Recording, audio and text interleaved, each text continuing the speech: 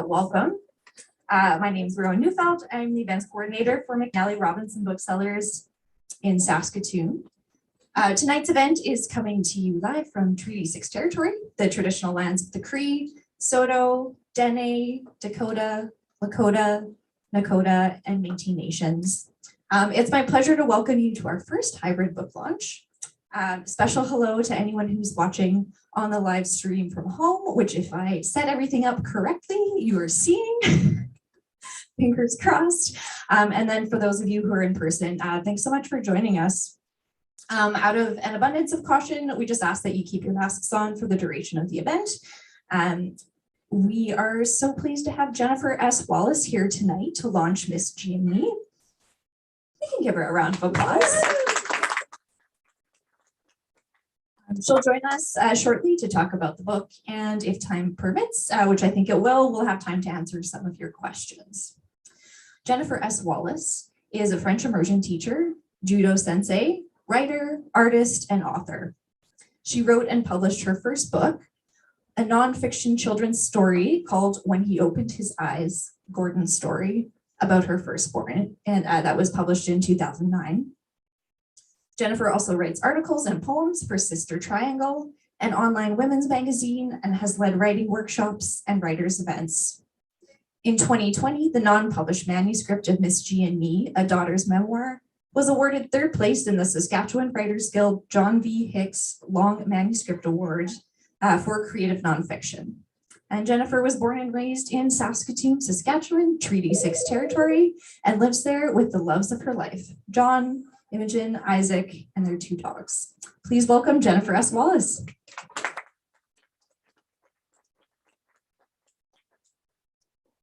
Thank you, Rowan, for your introduction.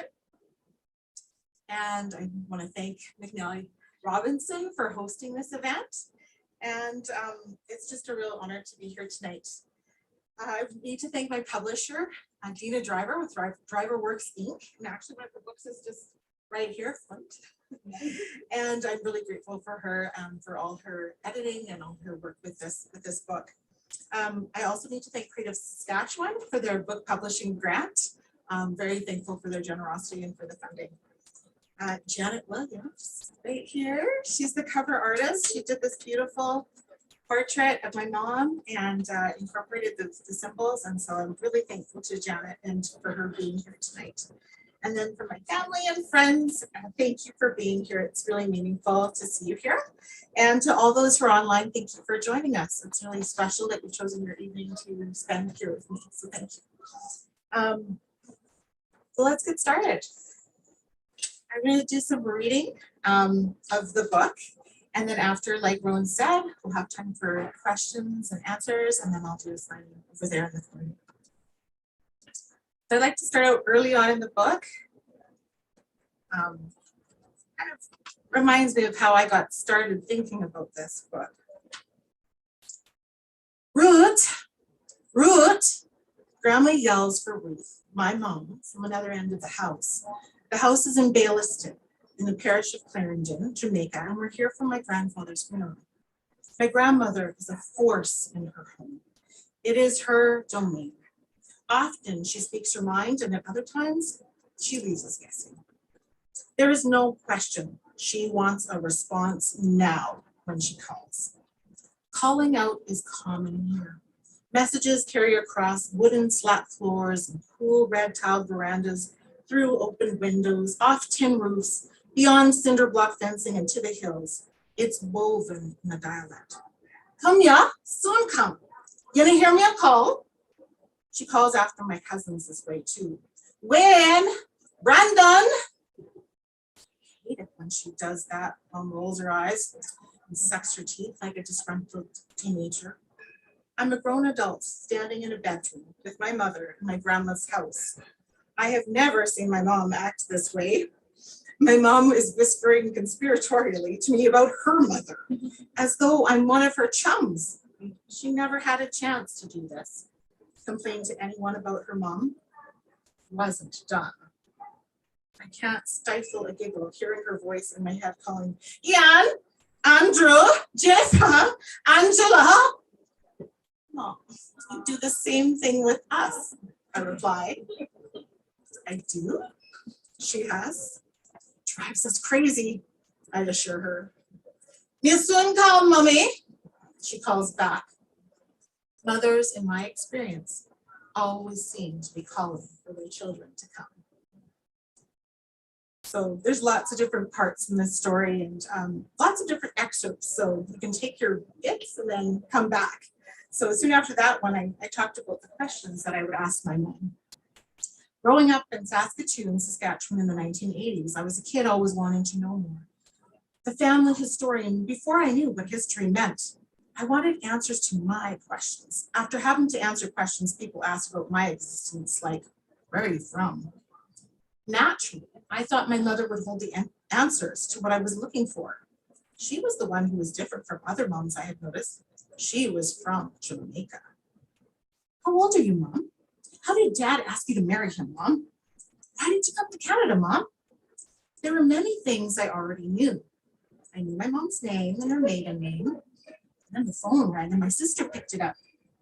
"Me calling for Miss G," said a voice with a different lilt. About to say, "I think you have the wrong number," my sister realized she'd heard this Wayne talk before. "Sorry, who is it you want?" "Miss G." Ruth McLeod or Ruth Williamson?" "Miss G." Insistence and waiting. "Dad, do you know who Miss G is?" "I think it's your mom," Dad answered. "Mom, phone for you, long distance," my sister yelled, then turned and whispered to me, "Miss G." We saw and heard Mom's transformation happen. A relaxing of shoulders, a change in tone, familiarity. Mom did know the person on the other line. She started talking and became Miss G. Miss G. Name of a stranger who had a life separate from her children. Her life here. Apparently, this Miss G still existed. Who is Miss G, Mom? I'm still finding out. It's true, I am still finding out. It's kind of funny because after the book was done and published, and Dad came up with this great story. He's like, "Did you know this?" And I was like, "Are you kidding me?" Really? Oh, I don't know. There's not going to be a sequel.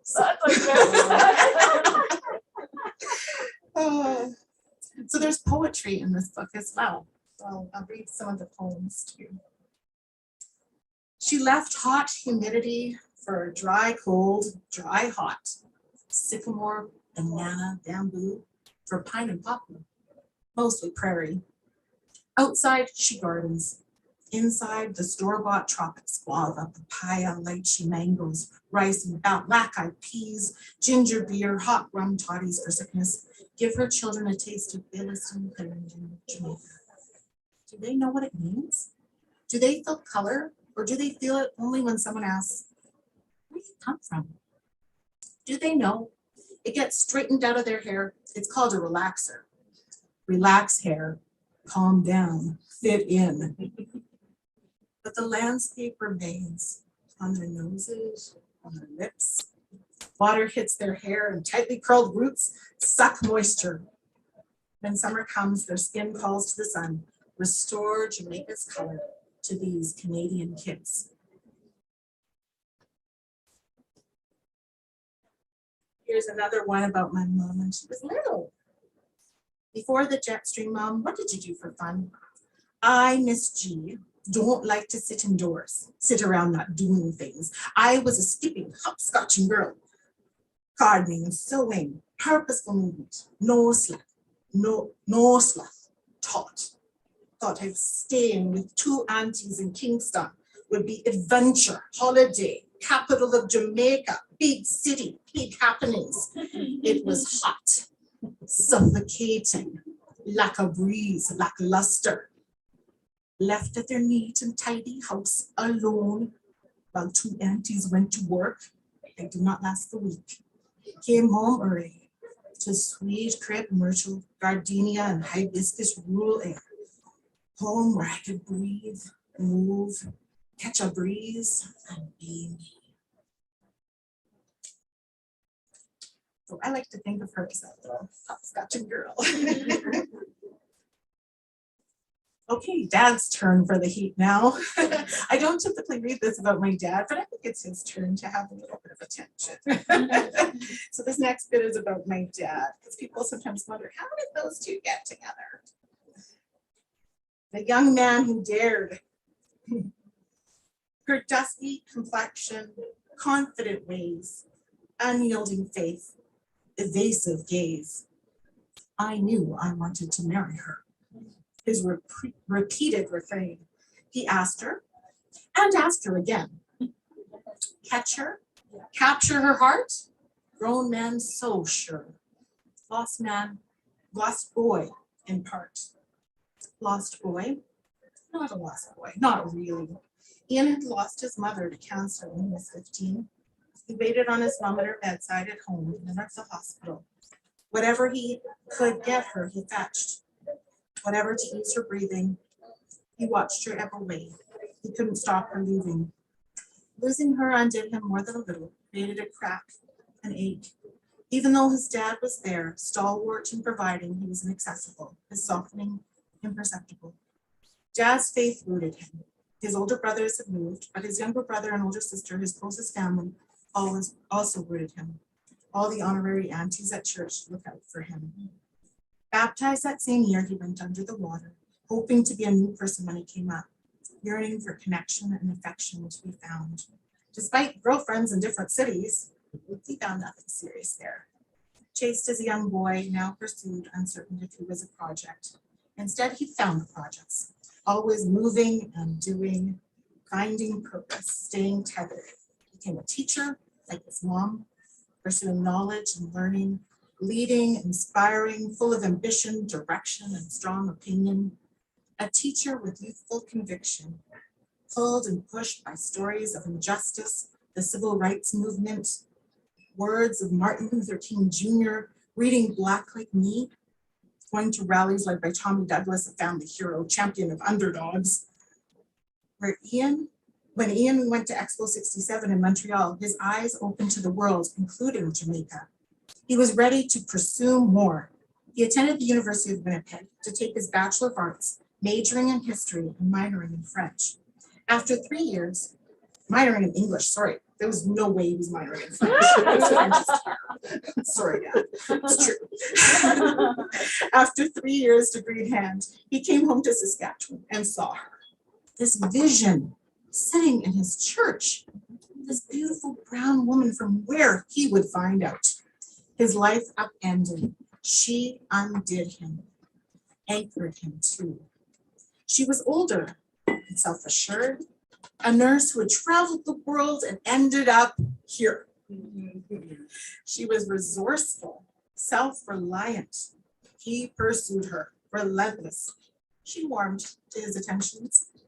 She held much in his question, his promise. He was willing to wait. She was worth the wait. He asked her and asked her again. Earnest, determined intention. She said yes. He gladly took direction, not a lost one, not really.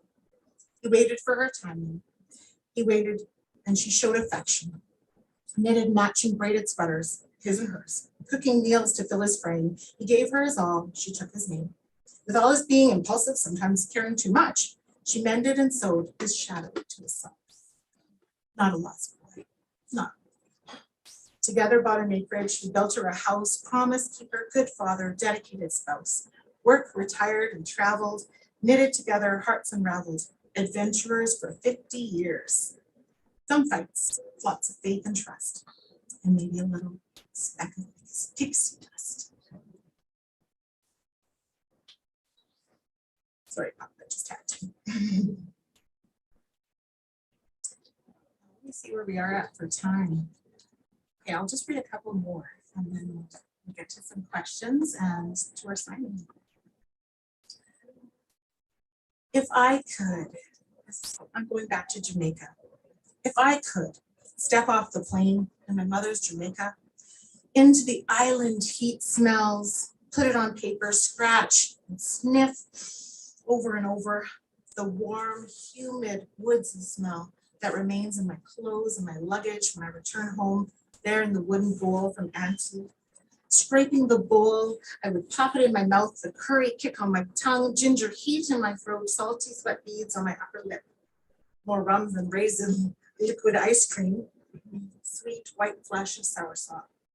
Leaning and listening in, I could hit rewind and play again. Insistent honking horns, musical lift and relaxed laughter and conversations. Playful banter, ever calling, songs on the radio that blend their calypso and reggae beats, steel drums backing them, the sucking of teeth. Watching and waiting to witness curiously down leafy branches left in the road that warn of impending danger around the next corner. From the front passenger seat on the left, blurred, colorful vendors, markets passing by on the roadside, white sand beaches, blue, green, jeweled sea, and red bauxite soil. Reaching and touching, gentle warm rains curled my hair, taut embroidered flowers woven in baskets, sun heating the skin on my forearms. Full of my weight, grandmother's sure hands, fingers that just finished combing and braiding her long white hair. If I could go back, I want to go back if I could, but for now, I'm here. You hear me now? Soon come, Grandma, soon come.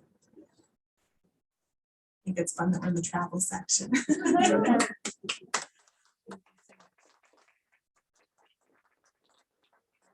Questions? I'm gonna hop on the portable mic, and if you don't mind saying your question to me, I'll say it into the mic. We'll try to do this as COVID friendly as possible. And then you don't have to talk into the mic, which probably people don't like. Thank you, Ron. That's awesome. Any questions for Jennifer?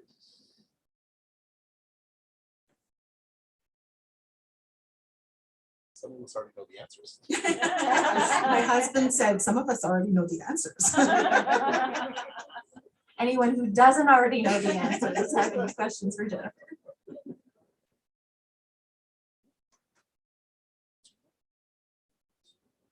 Here we go. Tell me your question, I'll say it.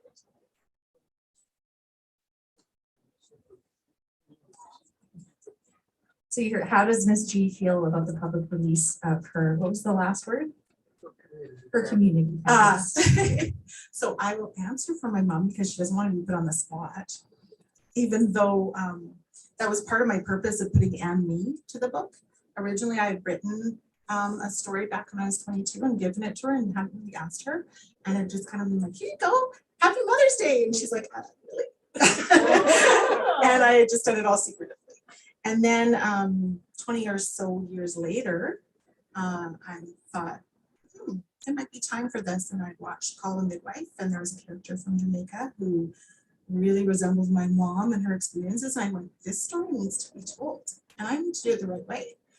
And I'd lived more, and mom had lived more, and so I asked. And that's the key to telling stories, is you need to ask. You need to know who, if you're the person to tell it.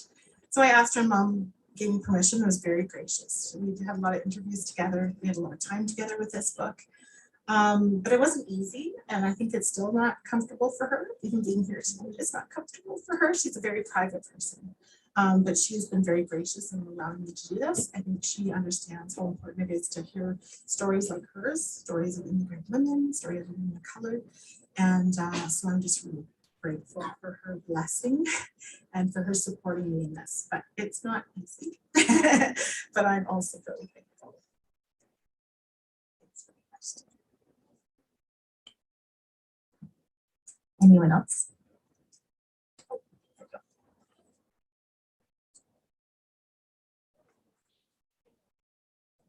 Are you planning to write a sequel or another book? I'm not planning to write a sequel to this. However, I do have a friend who has asked me if I would consider writing her story. So I have to talk to her to see what kind of collaboration we're going to do. If it's something that I would be as a ghostwriter, if it's something that she wants me to just interview and do the work, or if she wants it to be in her voice. So those are things that I'm going to have to explore with her and take time. And I told her it's going to be a while, and she said, totally no worries. We got the time. So I'm really looking forward to working with her on that. Nonfiction is very close to my heart. It's So I think there's some really interesting and important stories out there. Yeah, I do plan on writing again.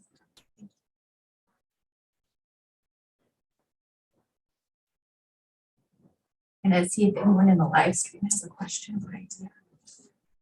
Oh, yes. Okay. Dina Driver from Driver Works Inc., who is the publisher of the book, says, it's wonderful to join you online from Regina. I love the excerpts you read and hearing the responses from the audience.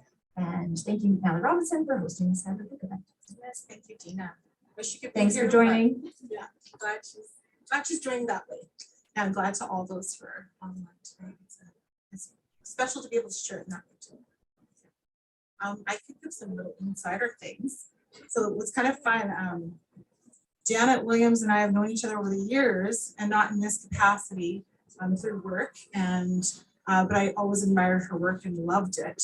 And her paintings of women are very colorful and very active and love movement, but their faces are often anonymous.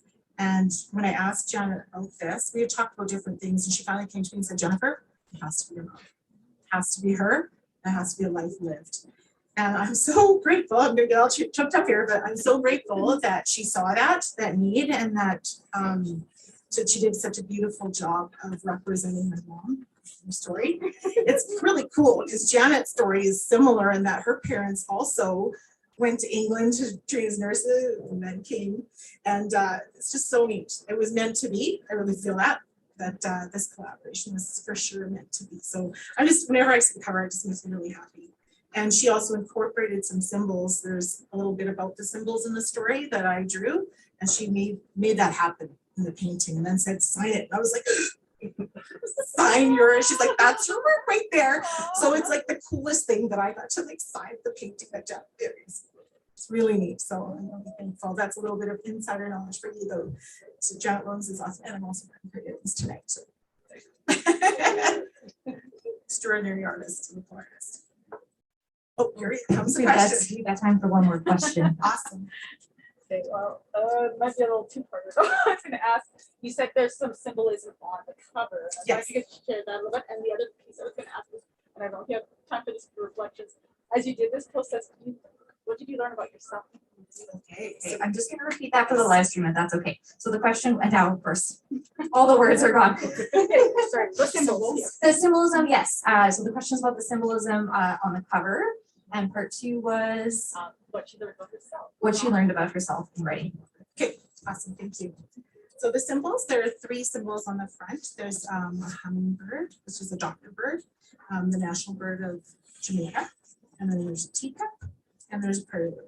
And there's a poem inside about that, but it really represents those 3 stages of her life and those 3 parts coming together, and how they're all just one thing. And the book jumps around, and I wanted to have something that helped center and guide it. And actually Mary Harlequin Bishop, who I love and it helped mentor me, said, why don't you come up with some symbols? Oh, that's a really cool idea. And then these came to me, and a poem came out of that. And yeah, wearing a teacup tonight. But just that there's sometimes you need tangible to hang on to and remember people by. And there's just so many things, but Mom has brought some real beauty into my life and into other people's lives. So those are the 3 symbols that are there. And then what I learned about myself, there's lots of things I'm still learning. Listening. I think that's something that I'm still working on, to try to listen for the subtleties, the things that you may need to be more sensitive about, or more patient about. Sometimes you have to wait on a story too. It's not the time or the audience. So I've learned that. I've learned that there's lots to learn still.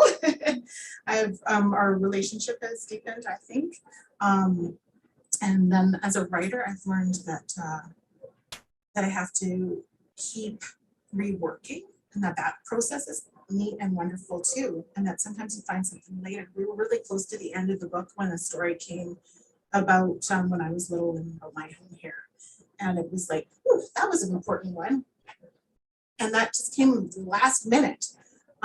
So there's that listening always, and just being ready to be open I was a teacher, we talk about being lifelong learners. And I think as a writer, lifelong listener and observer. So, thank you for your question. Thank you all for being here tonight. It's so special. It just means so much to me. Yeah, so let Rowan and then we'll, was that the last, that was our last question, right? Yes, Okay. it was, yeah. There is a photo request that I'm going to ask you to do later. I'm doing this request. Can do. Say that. Will do. Let's just give Jennifer a big round of applause.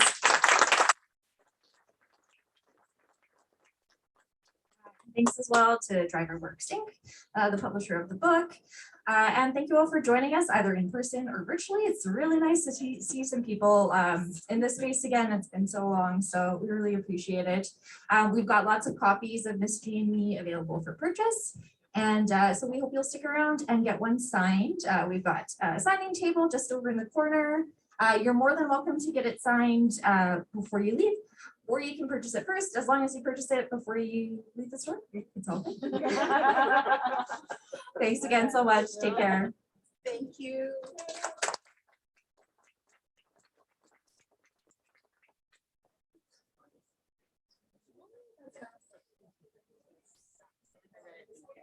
Yeah.